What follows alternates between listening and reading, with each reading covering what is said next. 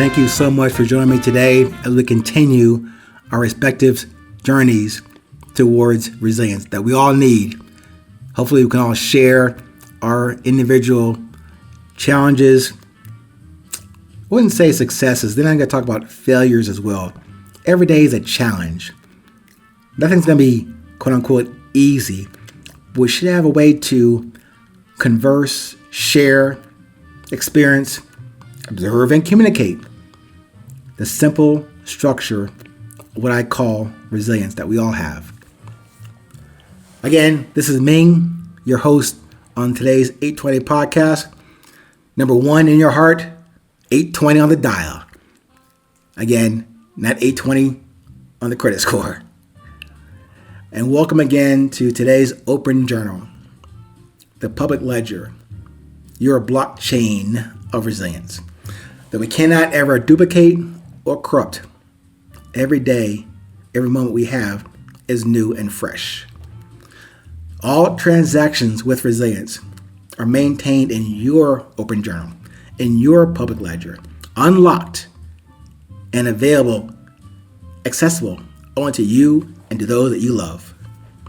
This podcast will change your life, or at least I can guarantee you that it will change your perspective on this very present moment. Let's get into it. Today's topic is called Q&A.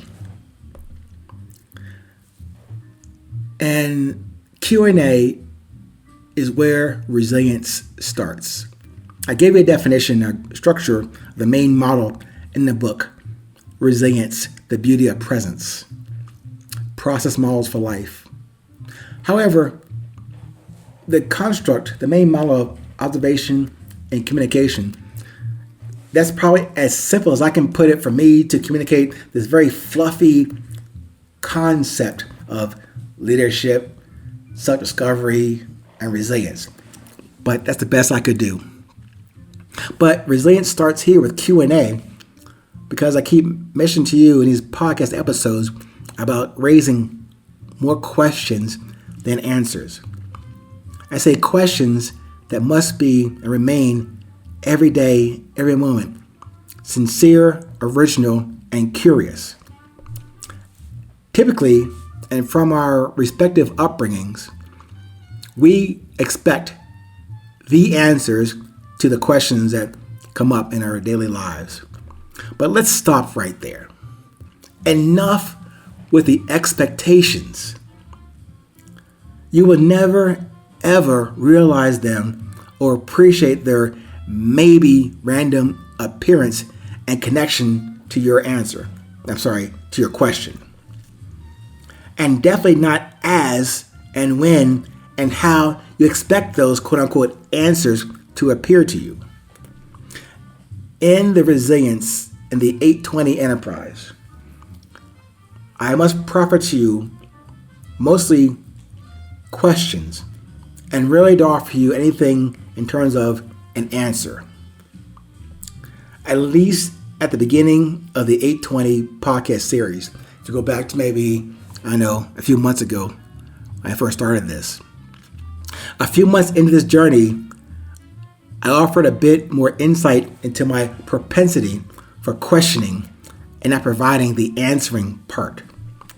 Because when you develop and observe and communicate sincere, original, and curious questions to yourself first and then to others, the answers that in your questions reside within those questions. Just think about that. When you can formulate and voice, even write down and look at your original, curious, and sincere questions, sit back and enjoy that process. Don't expect anything, but the answer is in those questions. I know it's a reach. I'm asking you for a leap of faith here. I'm asking you to give that a shot. Try that, please. The answers reside within your questions. You cannot and need not expect an answer. You already have the guidance. You already have the direction. You already have the intent, meaning that answer to your questions, that answer in your questions.